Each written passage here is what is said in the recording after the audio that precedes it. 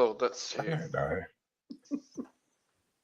Streaming software to go live. We're ready. Hi. Oh, if we're live, I'm sorry. I know, but I'm trying to go live on Instagram. That's okay. And say I'll hit it's the easy. thingy. I've pressed the button. It's all good, everyone. Yeah, we're here. We're here. We just haven't run our little intro. We're here. Here's the title. Is this thing on?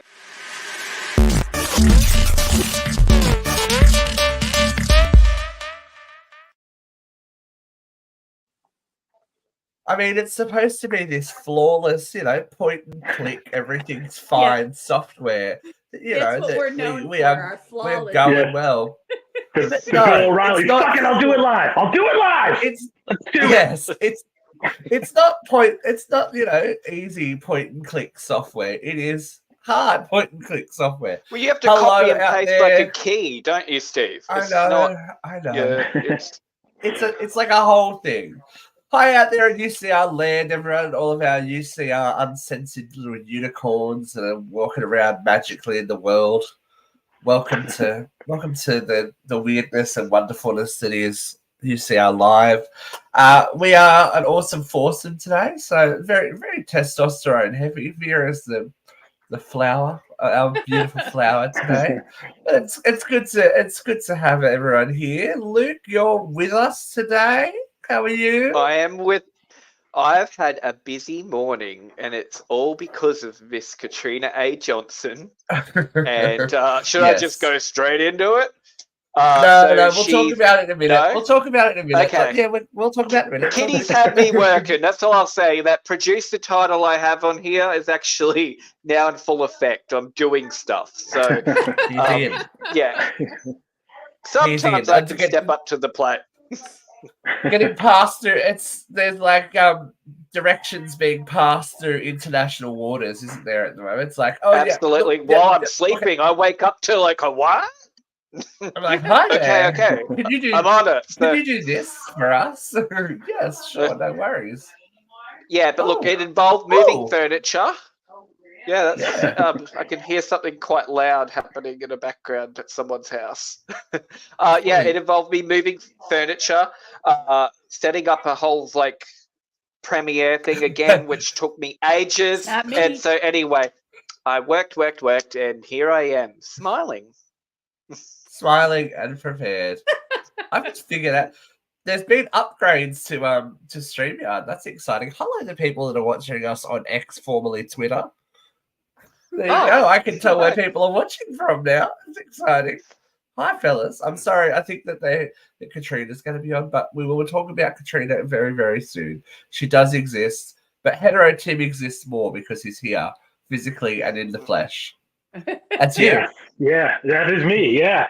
No, it's I feel bad. It's just that it's been a crazy couple of months, with the post-surgery stuff and everything. So my appearances have been few and far between, and I'm sorry for that. I get back on a routine, on a schedule here. So hopefully I can get back on the horse, so to speak, and get back into it, because things are getting spicy. They're getting spicy over here. So I want to be part of it.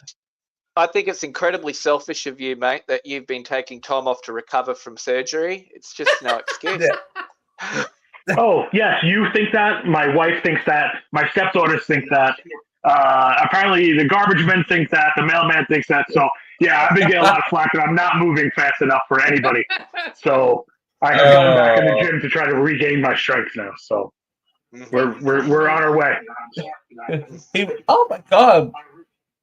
It's Tim talking to me from the future, from the past.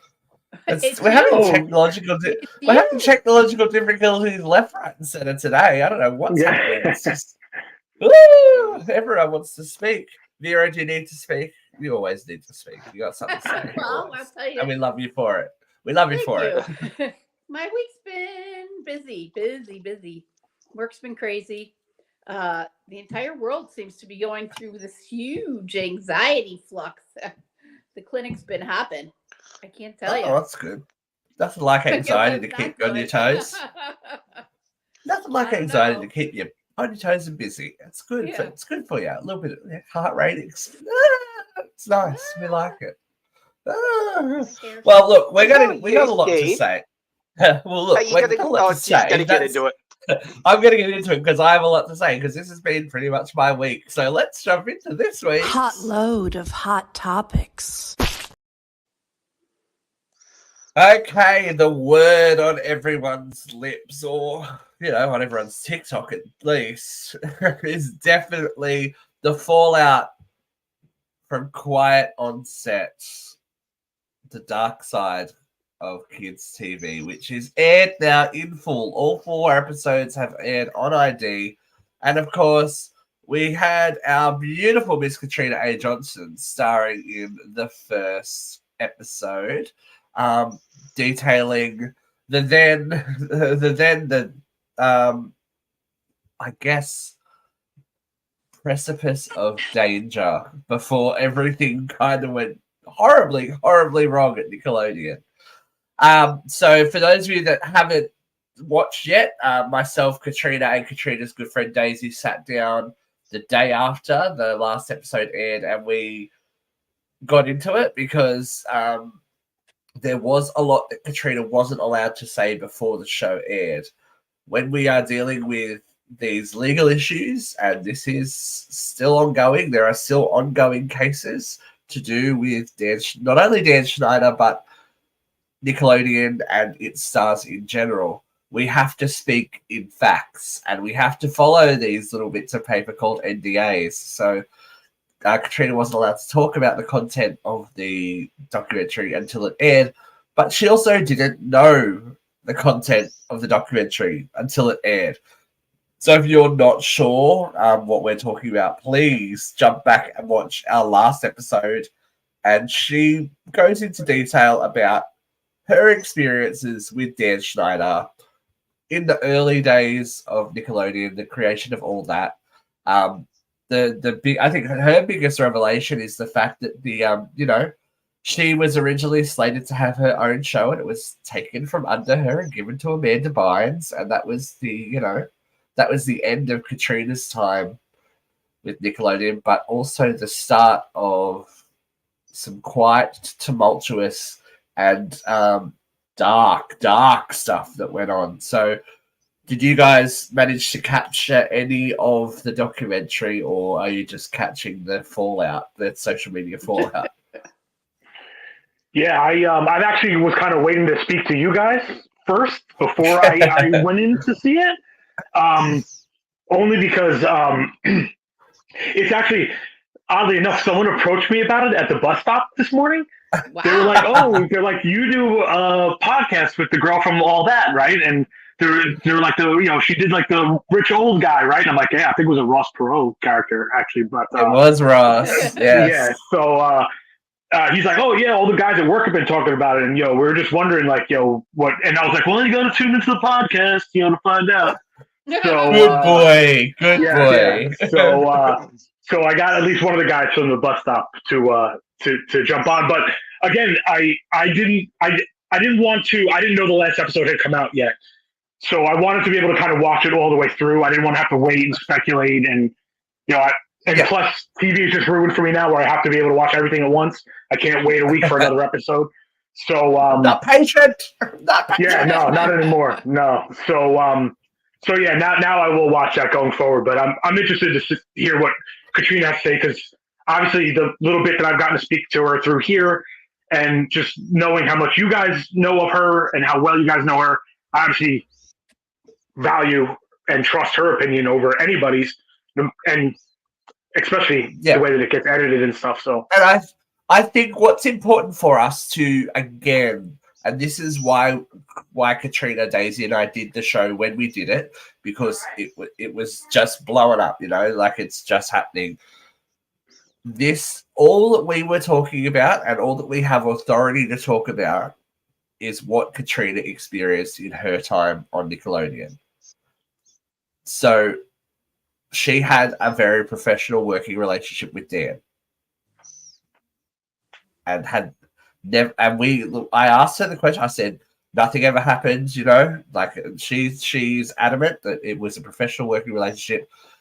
As she said, her parents were always on set. If it wasn't both of them, it was one of them. There was always somebody with her, and he treated her like it was a job, because the biggest difference that watching the documentary, and I know, Luke, you watched the whole thing. We kind of binged it and went, gotta know.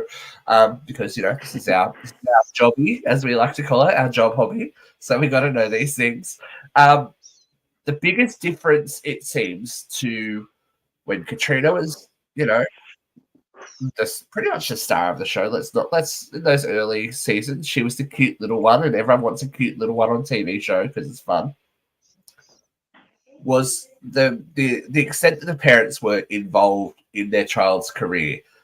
Katrina's said many times on this show, her parents didn't want her to be on TV. She wanted it, and she had to prove it. Like, she had to work hard, do auditions, keep her grades up, do all that thing to be able to even get to the stage where she was on all that. So for these next generations, it seems, is when it kind of really twisted. And in the documentary, there are many cast members and people that worked on the show that said Amanda's dad was all about her career. It was about her career. So whereas Katrina's parents treated it like a job and not a long-term job, they're like, okay, cool, you got to go to college, etc., which she did. There are other parents that saw this stardom and went, okay, this is going to be it. This is going to set us up for life. And I think that's when the problem started. And as I said on the show, it's when things get bigger and more outside forces come into it is when the real problems start to happen in the documentary. And Luke, you'll back me up with that. Absolutely. And I think it happens with, not just at Nickelodeon. It happens in a lot of projects, happens in films. Once you get outside input, once there's money involved, things get murky, and as you said, Steve, more energies come into the fray, come into the picture, and unfortunately, some really dark stuff come into the picture for Nickelodeon, and it became problematic. And that's just a very clean way of putting that. Yeah, I have yet to watch the documentary, but I do know that the dynamic of abuse is the parenting. The parents, an abuser recognizes when the parents are not involved or when the parents are easily manipulated. And Katrina was spared that because her parents were there, and they weren't there to get her famous. They were there. Yeah. Now she lived up to her side of the bargain. I want to talk. The biggest revelation in the documentary, and it was spoiled because it kind of leaked on TikTok and everything, was the naming of undisclosed minor who basically got Brian Peck put in jail. And it turned out to be not a random extra, not someone that, that was a cog in the machine. It turned out to be one of the stars of their network, Drake Bell. And it was quite surprising to me that it was a male star, because everyone was so fixated on the female cast members. And it also was really interesting. All right, yeah. I've been trying to figure out a way to phrase this. We've been criticized, our show personally, for not knowing what we were talking about. And we outlined very, very clearly that, yes, there are a lot of rumors about what had went on at Nickelodeon, but they are just that. They are rumors until somebody steps forward and talks about Amanda Bynes' experience, and talks about Jamie Lynn Spears' experience, and talks about X, Y, and Z. Then it can be legal fact. You are liable for what you say in this world, and we just talked about what the documentary has set forward, because the world, if you jump on Google, you can find out a lot of information. Whether you choose to believe it is up to you. But there is a trail. There is, some would suggest, a pattern. But that is not for us to really, go yes, no, maybe. I know that Angelique Bates has spoken out about her experiences with Dan and the show, and we fully support Angelique. And of course, we believe her because, she lived through it. So there is evidence of a lot of other stuff going on at the time. What we are talking about is this documentary and the allegations made in this documentary. So we can't speak to the two other things that people seem to want. Now that there's like a crack in the wall, they want to bring down the whole like situation. Nickelodeon, Disney Channel, everyone needs to pay for everything they've ever done. But especially with these cases, you have to do it the right way. And If social you don't, media has people brought back... get away, but people will get away with it if you don't do these things in the right way legally. Then Yeah, and like everyone brings their pitchfork and torch. They bring their pitchfork and torch on social media, and we understand that. But sometimes it's very misguided. You can't be so opinionated about things that, like, even we weren't there. So, and I find it funny that people are saying, like, look, I'm going to defend Katrina. She's my friend. People are saying nasty things about her on our page. And I'm like, what are you getting out of this? What is the point of that? And saying, oh, she sounds jealous. She did say she was jealous as a kid. Who wouldn't be? Yeah. Absolutely, she felt that way as a kid. But as a mature adult woman, no, she doesn't feel that way now. She counts her blessings. And I can tell you now, she's living a very good life. And she's very good with where she is. So I don't understand why people are like so happy to pile on anyone in these high emotion kind of situations. It's just not. I think cool. that's a part of the problem. That's a part of the problem when it comes to these kind of allegations, is that duality can exist. Someone can have an amazing experience with an abuser and go, yes, okay, lovely person, like did all this for me, was a role model, da da da da da. But they're just not allowed to see the other side. Like, it doesn't make anyone's like story less true. Just because Katrina didn't have that experience doesn't mean that, you know, anyone else's experience with Dan is not true. Those female writers definitely had that experience. They had a legal case, they won against him. There was evidence of it. You know, it doesn't negate that. You have to look at a whole story. You know, this is the thing. It's bigger than, and the problems with Nickelodeon and the problems with child stars in general, and I think that's the issue. They are so focused on Dan Schneider for this whole first half of the documentaries that bleeds into everything else. Whereas when we get to actual Drake Bell's story,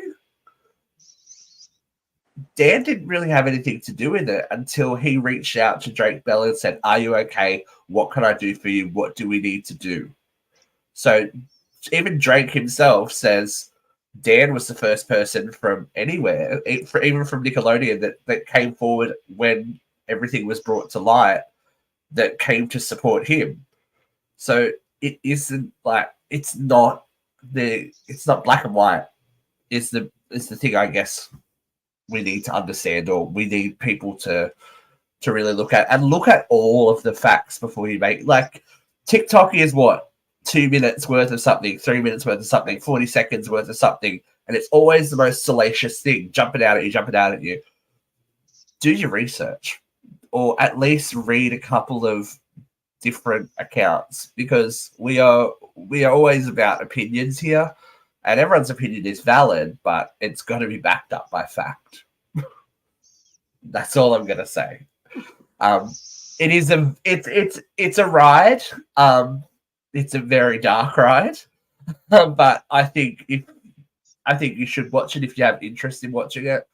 Our wrap up of it, we spoke for an hour, over an hour, about all of it, but my wrap up of it was, I don't think people need to let it tarnish their memories of what that show meant to them, because the art is not the artists. That, of course, we have this conversation all the time. Like, Nickelodeon and Disney Channel and all this thing go to millions and millions of homes over generation.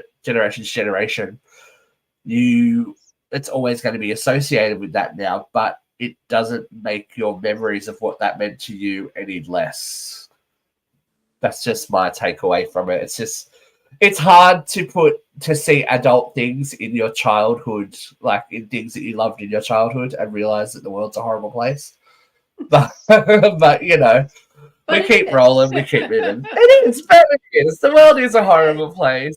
It is, but you know, we keep happy. We try and keep happy and keep moving on. But childhood icons seem to be, you know, a bit troubling lately. Luke, I'm sure you saw this, but Go-Go Power Oh. Ranger drama. Now, Austin St. John, the original Red Ranger, has made a few controversial remarks of his own in recent weeks. So much so that his former co-star, Amy Jo Johnson, who very rarely is drawn into any kind of Power Ranger drama, had to have her say. Do you want to kind of you're the Power Ranger aficionado. Do you want to take us through? Absolutely. So Austin St. John is launching, like, I think it's a t-shirt It's a clothing brand. It's called clothing Warrior. brand, Warrior, and he wants to have quotes of famous icons, famous figures, famous quotes on these shirts. And he lists off, rattles off all these different historical people and whatever. Would you like the quote verbatim? Would you like the quote verbatim? Absolutely. Give me the quote verbatim. Okay. This is from a podcast interview that Austin did.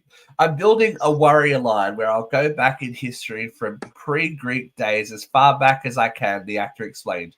I'm going to have famous quotes from warriors of all ilks, including terrible ones. Hitler was, a demon on steroids, but he had some pretty good one-liners. So everyone from the great ones to the infamous and terrible ones. That's right, ladies and gentlemen. He wants to put Hitler quotes on clothing. And you know what? He probably and Amy's response to that is, I think some people should have what did she say? Handlers, she goes, some people should have publicists, dear me. Yes, so I think, and she's hit the nail on the head. Like, he's obviously not gone out there with the intention to offend people. He just doesn't. I don't think he has a lot of insight. Who the fuck says that about, I'm going to have a Hitler shirt? Woo! Like, no, mate. It's not going to go down well when you brand yourself with a genocidal maniac. It can't come out in any other way than bad press. Sorry. So Austin went on to say that the line will feature quotes from people like Bruce Lee and Chuck Norris, saying the point is to look at our past, to the leaders both good and terrible, and take from them what you can. Amy's further comment was, Rogue Red Ranger has an entire new meaning. Okay, I'll stop now. So I find it interesting that she is very rarely drawn into the world of, the drama. I think that she steps away, keeps distance, but she's like, this dude. Well, I think in this case, she's very much saying, hey, don't associate me with that kind of crazy over there.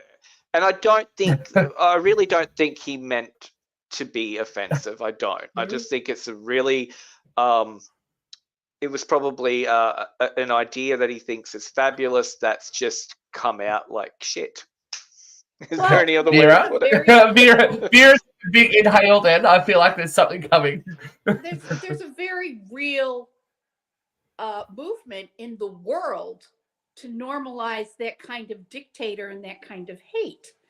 And, to draw somebody out of a reclusive retirement, whatever quote he wanted to put on that t-shirt probably really offended her. And, I got to side with her. You can't normalize that kind of behavior. You can't make it acceptable. We can't allow it to breed, and unfortunately it is breeding. We see it all over the world. Yeah, it's not...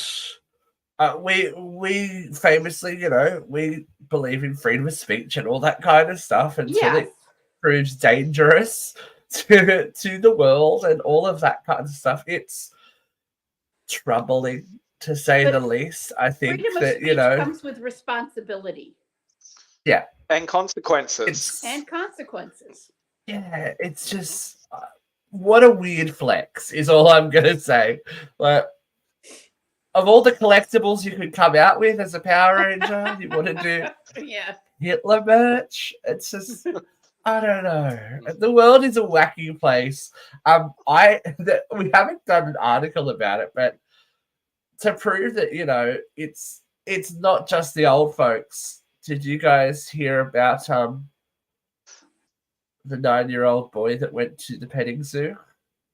Oh. No. No. Okay. There is a 9-year-old that has been. You might find if you have a problem with animals and violence against animals, you might want to just go la la la la la.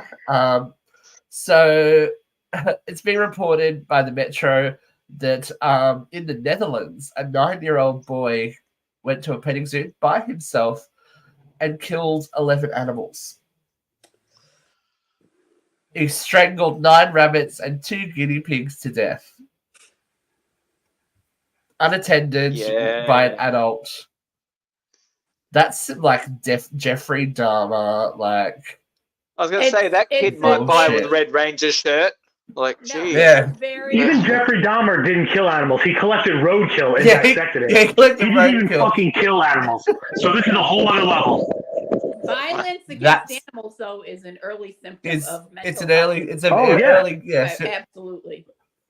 It's just lack of empathy. Lack of empathy for something. Not even empathy, it's just lack of anything. For years and years and years, the psychological world did not want to label children. So they had very harmless diagnoses like persistent mood disorder, but one of the symptoms that always was a red flag to anybody in mental health is children with violence against animals. So there was various reports that there was no emotion while this child was committing these acts. He was just going along. And the psychiatrist, there's been a local psychiatrist that has like popped in and said apparently he feels so bad within himself that he feels that he has to do this. Why wrong at age 9? Why do we have to have excuses for fucking everything? Why is there an excuse for every action? Every action requires an excuse now. Well, he didn't mean this is his only way of acting. Bullshit. Go punch a fucking wall like I did when I was 10 years old and I didn't know how to react to my abusive alcoholic father. Go fucking, you know what I mean? Go scream in a dark closet. Go do the gym. Go exert. You don't need to go to a fucking petting zoo and strangle rabbits because you don't know how to get it out.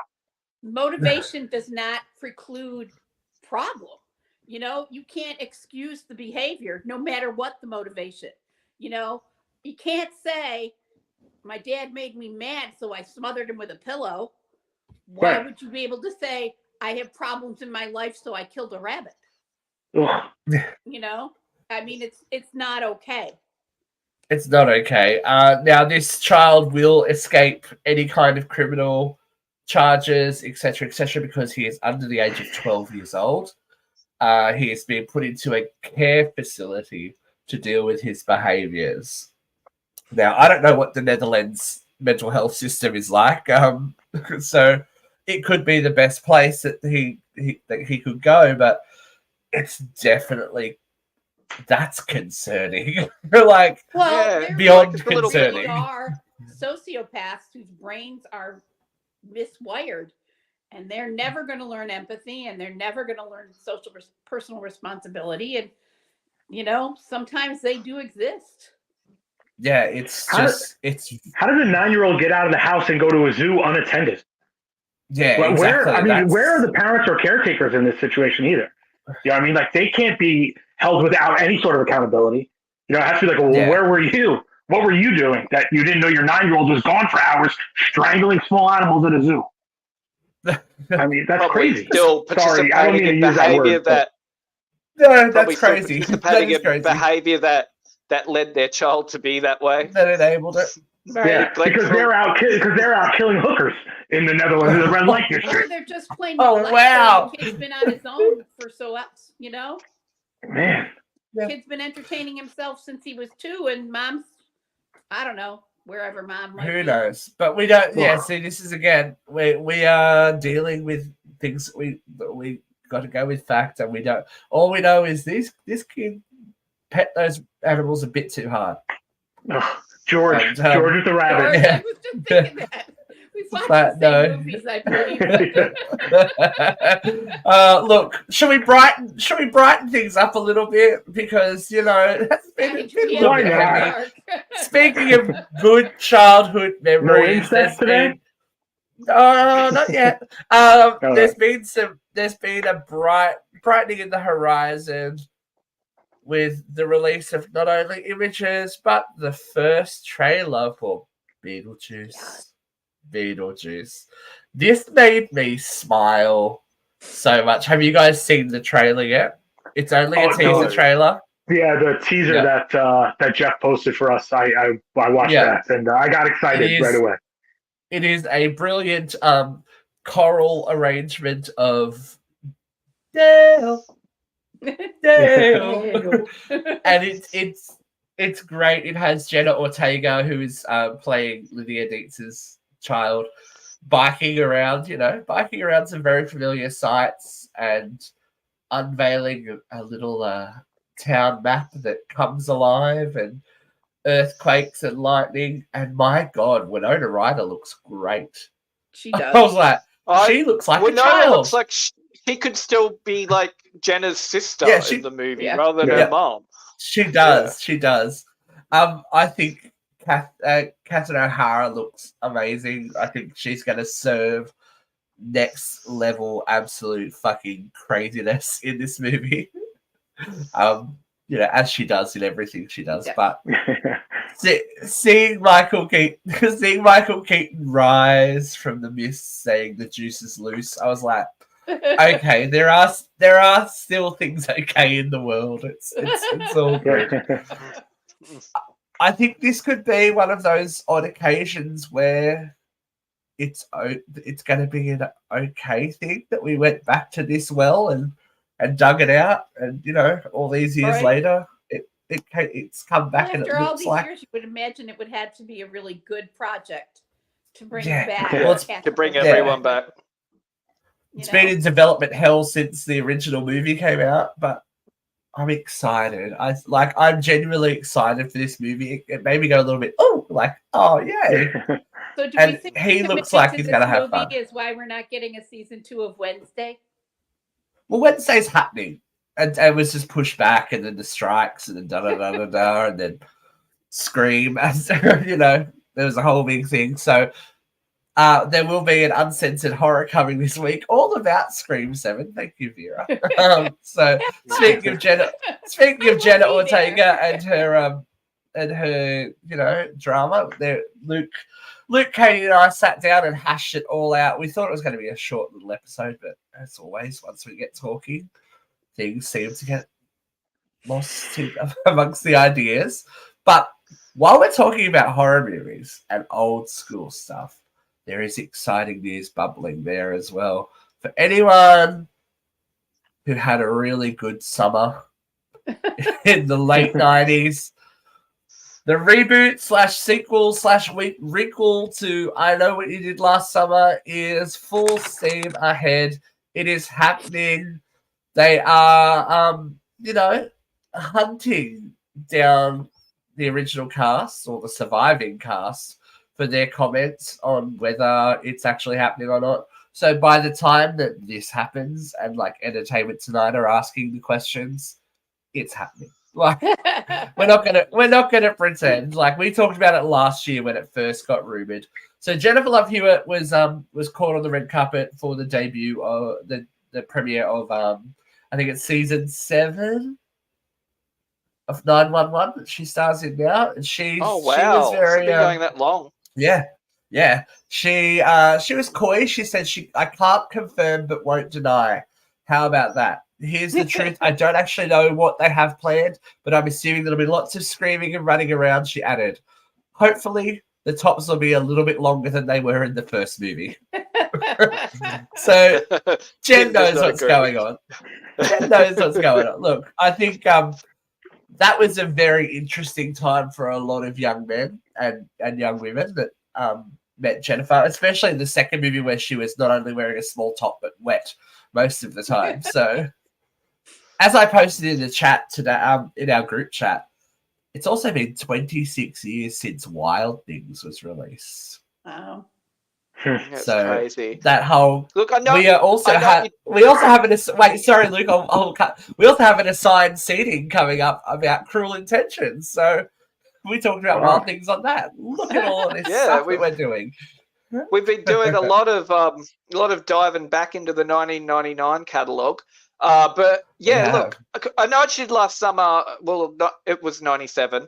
It was very much, look, it was a great follow-up kind of, because we had all those Scream clones that come out, but I know what you did last summer was different enough, but it was still, Kevin Williamson had wrote it, so it definitely had that Scream flavor to it, but it was a very solid, like, slasher, 90s slasher entry, and I'm glad we're going back to it, because I know they made, so the first two sequels starred Jennifer Love, the third one was a direct-to-video nightmare that needs to just be, which is why they're making this new one, I think. Yeah, that's all right. And so Freddie, it's a shame that we can't have certain cast members. We can't have certain cast members back because they died in the first and second one. But you know, never know.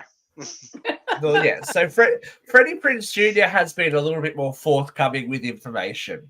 Freddie says original films are announced that Love and I were doing it, but they haven't offered me anything yet. I sat down and met with the director after they made the announcement, which I shouldn't have done, by the way, but it happens in our business all the time. I sat with the director and she pitched me a cool idea, but we'll see. We'll see what happens. I haven't read a script. I haven't received any official offer. I'm just being all cards on the table. I don't believe in being coy and keeping these silly Hollywood secrets anymore. I'm 47 years old and I don't have time for that. The men in my family don't live that long. So Freddie's got some things to say. Yeah, he's definitely got age, hasn't he? He's but not badly. Hi, Dogsy.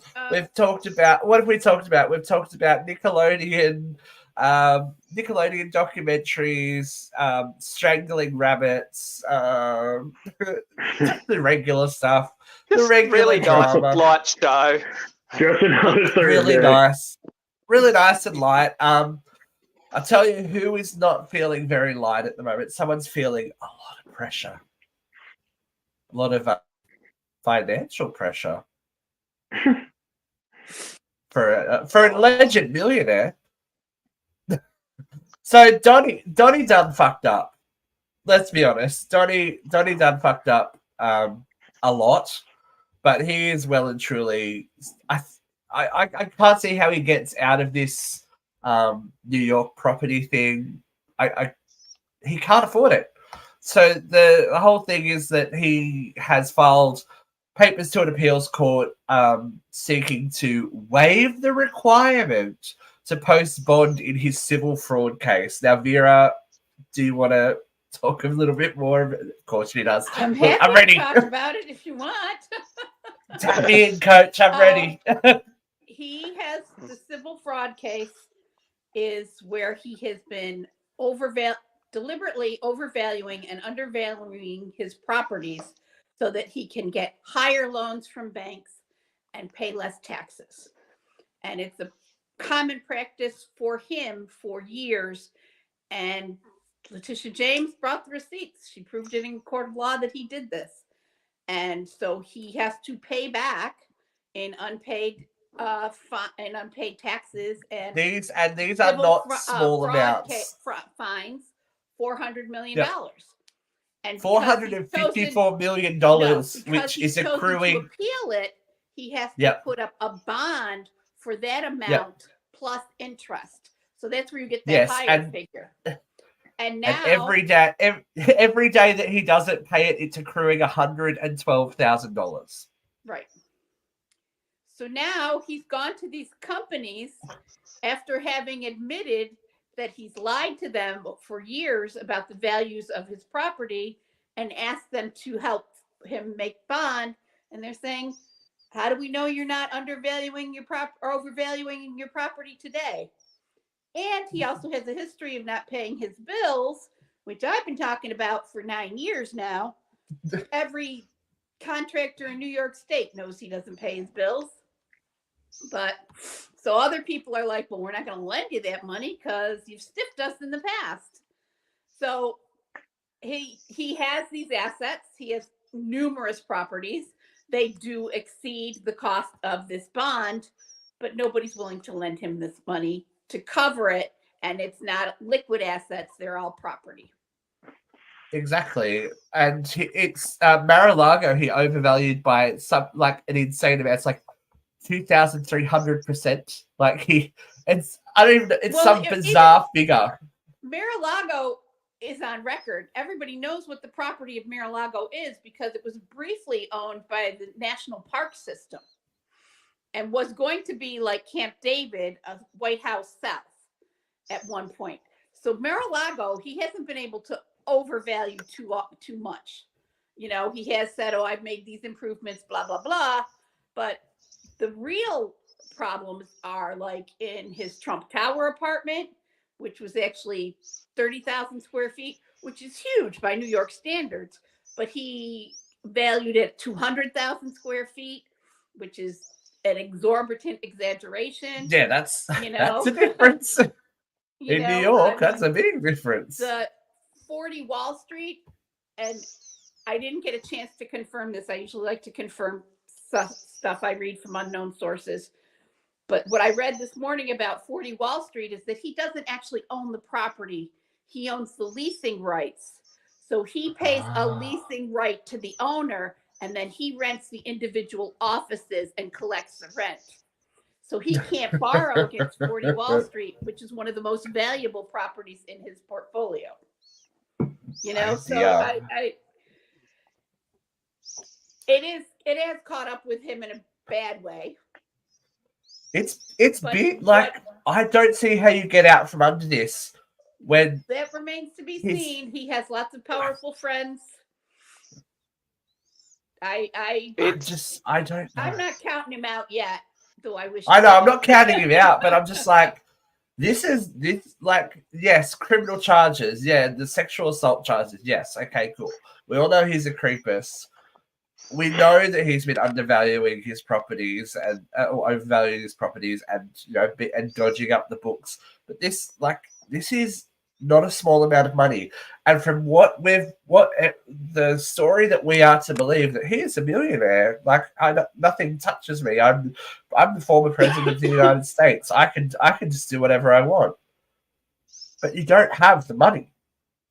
Well, if you add up the current value of all his properties, it does come up to close to $1 billion. It is like something like 790. But it's, as you said, it's not liquid. It's not. Yes, I can pay you that. I have to sell this to do it. Get the money to put up this bond himself. He is going to have to sell it at fire sale prices. Exactly. So it's concerning, but of course, this is all a plan to drain his election funds. This is everyone trying to stop him from doing. He's already drained his election fund. You broke the law, bruh. He's already drained flagrantly and often. This isn't anyone trying to stop you from doing anything. This is the reality of the situation, whether you choose to live in it or not. Like, you can't get away with it forever. I was a lifelong Republican. I know I've discussed this on this show. And it wasn't until Donald Trump that I left the Republican Party. But I'm still on all the mailers. I get easily 6 funding requests a day from the Donald Trump organization, and have for 9 years. He has tapped his small dollar donors dry. You know, if you are somebody who believes in this man and has been giving him $10 a month, you've got to be at a point where you're done. I mean, but doesn't that just prove that? And now I'm getting asked from his daughter-in-law, who says we have to make sure we keep our president out of jail. You know, and the asks that I get every day are getting more and more desperate, and they're not making any effort to hide the fact that this money they're soliciting is for Donald Trump's legal problems. But doesn't that prove the point? Like, how do people not see that? You are never going to change someone's mind once they've made it up. You know, I don't understand how people don't see that. If you, as you said, if you've been giving this man $10 a week for however many years, and he's been tried on trial for fraud. Like, yeah. Where is the money? Where is the receipt? Like, I don't know. And yet he's still going to save America. I think he has been the biggest detriment to this country, our standing abroad, and our worldview in my lifetime. And I'm just like, it's very interesting. Here we go, Dogsy. I should get a loan to buy Trump Tower for half the bond and turn it into 58 floors of Planned Parenthood. I like it. I like it, Dogsy. That's a good idea. But look, as always with Donald, I guess we'll see. The ball keeps rolling, doesn't it? Friends and other billionaires may come to his rescue. I'm at a loss. I'm at a loss. Well, speaking of, Steve, what about Holly Valance's? So she married a billionaire. So she was a soap actress here in Australia, and she released music. So she's gone and done an interview where she's called Greta Thunberg. How do I say it? Oh, Greta Thunberg. What was it? A horrible little gremlin? No, she's called her a climate change goblin. Oh, I thought you said demon. But Holly's husband, who is a billionaire, has actually been at the Mar-a-Lago. And Holly's very anti-climate change. She's very anti-woke. But Holly has said that she would never move back to Australia. It's because we've become too woke. But I think there's probably some. I wouldn't leave my billionaire bloody mansion either, girl. But but yeah, she's definitely speaking from a position of privilege. Yeah, she's speaking from a position of privilege. Like, so out of touch. She's living on yachts and flying around in private jets, so she's kind of forgotten what the old Australia was that she did live in, because now she's living this whole other existence. What reality is, some would say. I mean, it's like the blowback that Jennifer Lopez is getting on TikTok. Jim, you would have seen, I take my hair out like this. It's like everyone is turned turned against Jennifer Lopez in the there was I saw the most hilarious way. The cameraman who was one of the guys on set who filmed that portion, was like, that's supposed to be Jennifer in this very real moment, and he goes, it took us 12 takes of her tossing her hair and saying that line. He goes, and she couldn't get it. He goes, so what take do you think we used? The 12th one. He's like, and he goes, it's absolutely insane. He goes, you haven't been back to that block, Jenny, since you were 9 years old. So don't give me any of that shit. It's the whole thing's becoming such a joke. Yeah, it's funny. I think we need to have a conversation because Justin Timberlake, they're trying to dress the criticism of these pop stars as ageist.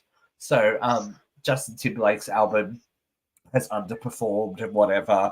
Jennifer's album has underperformed. And they're trying to go, oh, it's just middle-aged people trying to be pop stars. It's like, no, it's out of touch people trying to relate to everyday life that is the major problem. But, that's a conversation for another day. There is a big conversation brewing, though, about the reality of the world of music. Now, we are couple of days away now from Beyonce releasing a country album, which everyone kind of went what about and was a little bit, confused. She cites the reaction that she got the country music industry and being made to feel unwelcome there as to the major force behind trying to step into that arena and let her voice be heard, etc., etc. And there's a lot of feelings about it. How do we feel? Let's. Who wants to go first? I'll go. Anyone? Go, Tim. I saw Tim's face. I was like, Tim's going to go first. So, I think anytime you deal with any sort of artist, I mean, actors, painter, musicians, whatever, I think that there is a lot of feelings, and I think that they all have the right to express themselves in any way, shape, or form that they choose, right? Because, I mean, that's what being an artist is all about, is creativity and expression. I'm not saying she does not have a right to do country. I would defend her right to do country, but this is coming from somebody who's made their career in the genre of hip hop and R&B and pop, and for a long time, especially in the '90s, it was like if someone from another genre tried to get into that genre, it was like, well, you can't speak from our perspective because our culture is what defines this genre of music. And I think that now she's experienced the other side of that, where she's stepping into the genre of country, and a lot of country artists are kind of like, this speaks to our culture and our heritage and how we go about our lives. And I feel like that crossover is always hard because you've identified Beyonce now as this person in her genre. And I think there's always going to be pushback when someone tries to cross genre, so to speak. I mean, I remember when Taylor Swift was country and almost like gospel and became like a pop musician, or Faith Hill or Shania Twain. And it was kind of like, whoa, like, stay in your lane, ladies. Like, you're country musicians, like you're not supposed to be here. And it'll take time for her to break through. That's all. And that's part of the problem, is that the country music industry is historically very white and straight. Let's put it out there. Let's put it there. White and straight.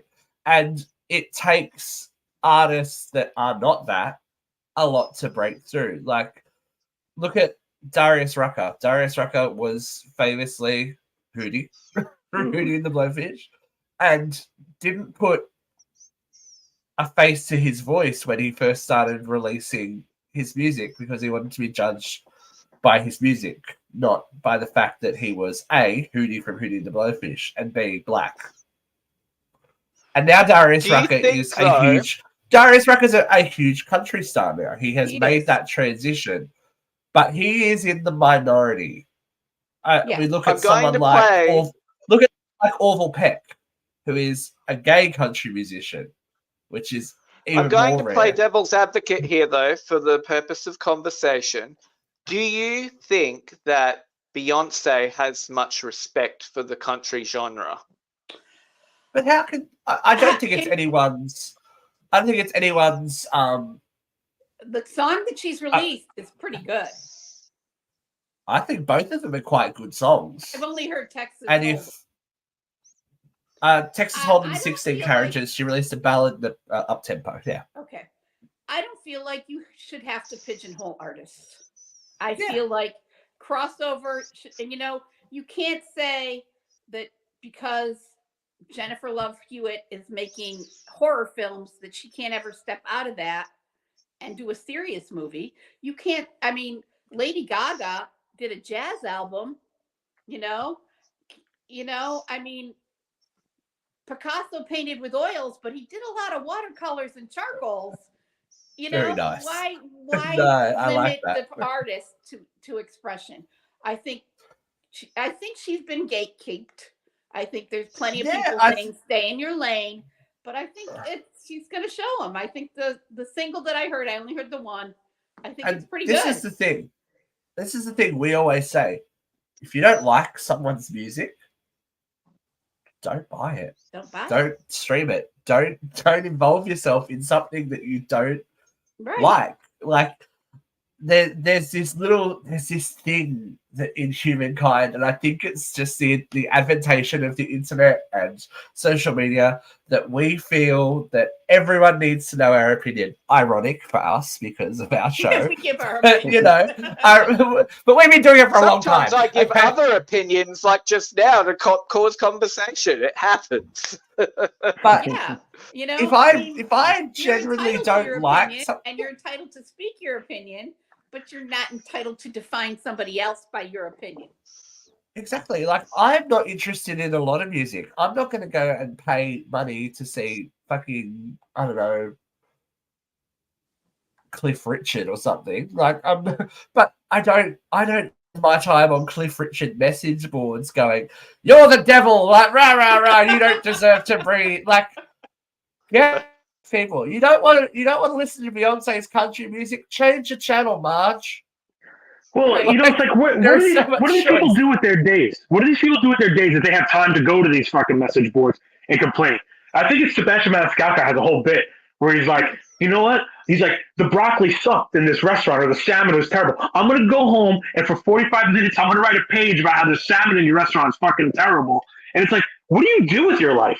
Like, how do you have the time to sit down and bitch about somebody that has no bearing on you? Just enough. You don't like it? Good. Move on. Done. But these people, they sit and they just gripe, and it's just absolutely insane. It's definitely got to have something to do with serotonin, and like, because we've all done it, and it's taken me doing this show to not bite back at people because they want the reaction, and like, as Luke will message me, goes, "Did you see so and so said this about this?" I'm like, just don't feed the troll. Don't feed the trolls. I want the reaction. Don't It's speak funny, don't speak from emotion. Trolls, I will Like, feed you. I will feed you, trolls. I will comment on your abuse. Sometimes I can't Give it stop to me. myself. It's funny, even like on TikTok, like I'll take like one of those, like someone will post like a 5-question quiz. It's like, oh, post your scores, and I'll go to post my score, and I'm like, wait a minute, like, who gives a shit what I fucking say? There's 7,000 comments. There's 7,000 comments. No one's gonna fucking read mine because I sure as hell don't read anybody else's. Like, what the fuck am I doing? And I got to back out and move on. It's like no one gives a shit what any of you have to say about anything. And on that same note, Tim, I don't care how you did the Wordle today. I don't fucking care. Yeah, right. We all did the Wordle. I don't care what the score was. Yeah, fuck. It's just, yeah, look, I feel like we are you know, stuck to being slaves of our own creation now. We wanted this World Wide Web where everyone can be heard. This is it, folks. This is And what you it have to looks hear like. everyone. Yeah.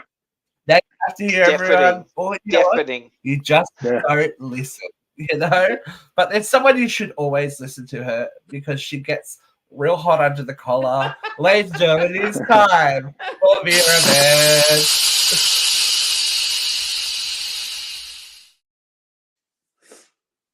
This week, without any interferences, hopefully. Here we go. Hopefully. 3, 2. I don't know if I can get hot because it's fucking freezing here in Auburn, New York. The polar vortex has reached down and ruined our spring. But the Republican Party's slogan for this election cycle, which is 9 fucking months in this country and has already started, is, are you better off than you were 4 years ago? And a lot of people are running around saying, yes, I'm better off, or not better off. 4 years ago, when Trump was president, everything was great. I would like to take this moment to remind you where we were 4 years ago. 4 years ago, the world had just fucking shut down. 4 years ago, people were dying all over the place. In Italy, so many people were dying that the medical professionals could not get to them, and people were living in their homes with corpses in the bedroom because nobody could come pick them up. In New York City, they were using refrigerator trucks for morgues. And in my little tiny clinic in here in the middle of nowhere, we couldn't get protection personal protective equipment. This is what I went to work in. It's a handmade mask made by church ladies that has a little pocket in here so that I could insert a filter if I was dealing with a client. And it has a little bread twist tie in here so I could adjust it to fit my face. And it's made with homemade elastic and fucking quilter scraps. This is where I was 4 years ago, going to work every fucking day, knowing that I had multiple risk factors for this disease, knowing that there was no known cure at present, knowing that I had to go to work because that was part of my nursing oath, was to show up for other people, knowing that I could possibly bring this disease home to the people I love, some of which had heart disease, some of which were in their 90s. Thankfully, I never did. Thankfully, I never got it. Thankfully, we found a vaccine and we found a cure and we find our way out of it.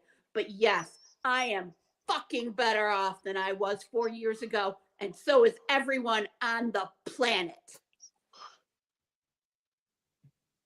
I'm assuming that's the end. That was dramatic. I liked it. I liked it a lot. Well, it is. I was having this conversation at work the other day. It seems like a lifetime ago, but it wasn't that long ago that we were all shutting ourselves in the house and thinking that we were all gonna pop 4 our years ago clogs. this Really, week. wasn't it?4 It's years ago. crazy. It's when we brought the show back 4 years ago around this week. Came back because of COVID. Yeah. So it's definitely been an interesting ride, hasn't it? Like, to put it in context for one of these once in a generation pandemic moment, like it was hard to believe that people forgot Spanish influenza and all that kind of stuff that happened, but we are SARS. hopefully SARS. fingers crossed, touch wood, all the things. Hopefully we are in a post-pandemic world now, and it will be something that, these kids grow up with and go, hey, remember when we spent like a year at home? That was cool. Yeah. and But look, stunted all highs our and lows. emotional development because we didn't socialize for a year and a crucial point. We did, and we have talked about it. We have done the COVID pause episode. If you go back on our Real Talk Roundtable, there's a lot we've talked about in the last 4 years. So if you have not followed us, please do so. Check us out. We are everywhere. Obviously, YouTube holds the key to all of our old stuff. So if you jump over to YouTube and just look for Uncensored Radio, you will see us. If you're watching us on Facebook, you're already part of it. Thank you to the people who are watching on Twitter today. We've got some Twitter people on there. At Live UCR on Instagram and Twitter, which is now X. And of course, Tickety Tockety is taking off as well at My Uncensored Radio. Anywhere where there is social, except for we're not on Threads, because I don't think anyone's on Threads, are they? It's like, I think Threads is unraveled, but we are here, and there are literally, I think I looked at it the other day, 1,600 shows of audio as well. So if you don't want to watch us and you want to listen to us, you can listen to us at any of these lovely streaming sites: Spotify, Apple Podcasts, iHeartRadio, Amazon Music, BlogPod Radio, TuneIn, or anywhere where I was going to say good podcasts are found, but anywhere where podcasts are found. Anyway, Good. But that catalogue on our audio, though, guys, goes right back to when Karen Ashley first was on the show with Jeff, created the show with Katrina and radio. Karen. Yeah. So it goes way back, and they had guests on like Ricky Lake, Michelle Visage. Like it was. They had a ride. So and here we are. You can follow us on the highs, lows, twists and turns that is the Uncensored Radio journey. Thank you for being us. Thank you for sticking with us today on the show. If you ever want to comment, the comment boxes are there. We love it when people comment. So make sure you share the love. Thank you for joining us today, Tim, Luke, the vivacious Vera. I've been Steve, and we will see you again next week on UCR Live. Stay SARS free. Bye.